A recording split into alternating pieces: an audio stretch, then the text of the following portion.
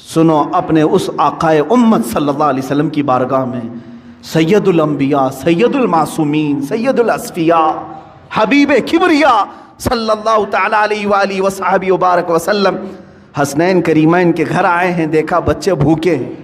سیدہ نے کہا کہ ابا جان گھر میں کوئی چیز نہیں ہے، کھجور تک نہیں ہے بچوں کو کھانے کے لیے۔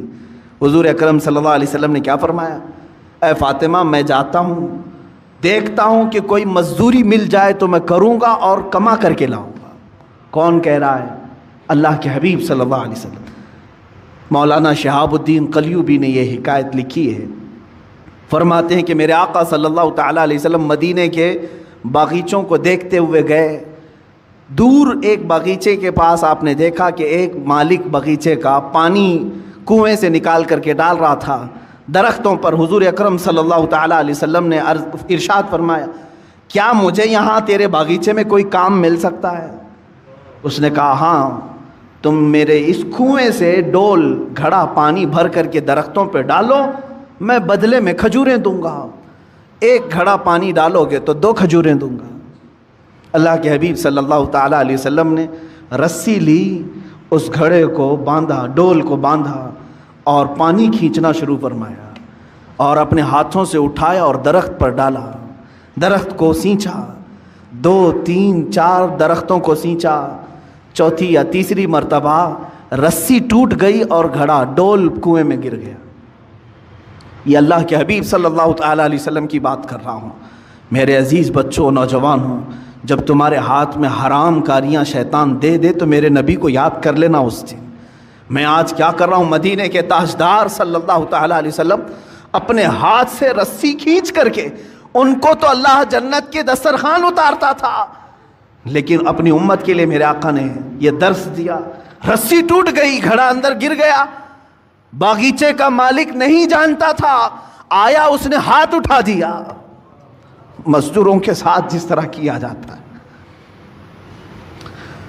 اللہ کے حبیب صلی اللہ تعالیٰ علیہ وسلم نے جواب نہیں دیا، میرے آقا صلی اللہ تعالیٰ علیہ وسلم نے جواب نہیں دیا، اس لیے کہ میں مزدوری کر رہا ہوں یا کام کر رہا ہوں۔ آپ نے گھڑے کو نکالا، پھر رسی کو باندھ کر کے اس کو دے دیا۔ غالباً اس دن 6 یا 8 کھجوریں ملی، وہی لے کر کے حسنین کریمین کو کھلانے کے لیے میرے آقا تشریف لائے، گھر میں تشریف لائے، وہی کھجوروں کے ساتھ کائنات کا آقا و مولا اپنے ہاتھوں سے کما کر کے اپنے بچوں کو کھلا سکتا ہے، اور تم راتوں میں بیٹھ کر کے گیمبلنگ کر کے، جوئے کھیل کر کے اپنے گھر کو جہنم کی آگ سے بھرنا چاہتے ہو۔ کیسی امت ہے میرے آقا کی۔ حضور اکرم صلی اللہ تعالیٰ علیہ وسلم نے کسی کو یہ چیز بیان نہیں کی، لیکن جس نے ہاتھ اٹھایا تھا اس کے بعد اسے احساس ہونے لگا کسی حسین چہرے پر میں نے ہاتھ اٹھایا ہے، چاند جیسا کوئی میرے باغیچے میں اترا تھا۔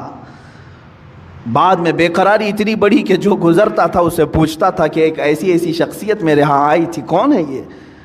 لوگوں نے کہا کہ وہ تو محمد رسول اللہ تھے صلی اللہ علیہ وسلم۔ اس نے کہا وہی ہے؟ کہا ہاں۔ اس نے ندامت اور شرمندگی کی وجہ سے تلوار اٹھائی اور اپنا ہاتھ کاٹ دیا۔ کہا مجھے اس ہاتھ کی ضرورت تھی، میں نے ہاتھ اٹھا دیا۔ اسی حالت میں وہ مسجد نبوی آیا، اللہ کے حبیب صلی اللہ تعالیٰ علیہ وسلم کے پاس شام کے وقت آیا، زارو قطار رونے لگا، مجھ سے گستاخی ہو گئی، میں نہیں جانتا تھا، ہم میں نے کبھی یہ نہیں سوچا تھا کہ اللہ کا رسول باغیچے میں میرے آ کر کے ڈول سے پانی سینچے گا، پانی نکال کر کے درختوں پر ڈالے گا۔ اللہ کے حبیب صلی اللہ علیہ وسلم نے کسی کو کچھ نہیں کہا، اس کے ہاتھ کو لے کر کے پھر سے مونڈے سے جوڑا اور اپنا لعاب پاک لگا کر بھیج دیا، صحیح ہو گیا وہ بندہ۔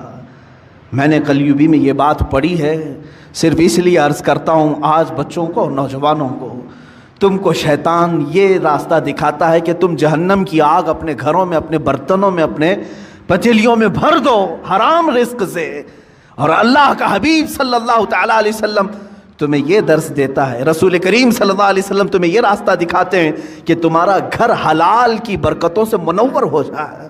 تم کھاؤ نور پیدا ہو۔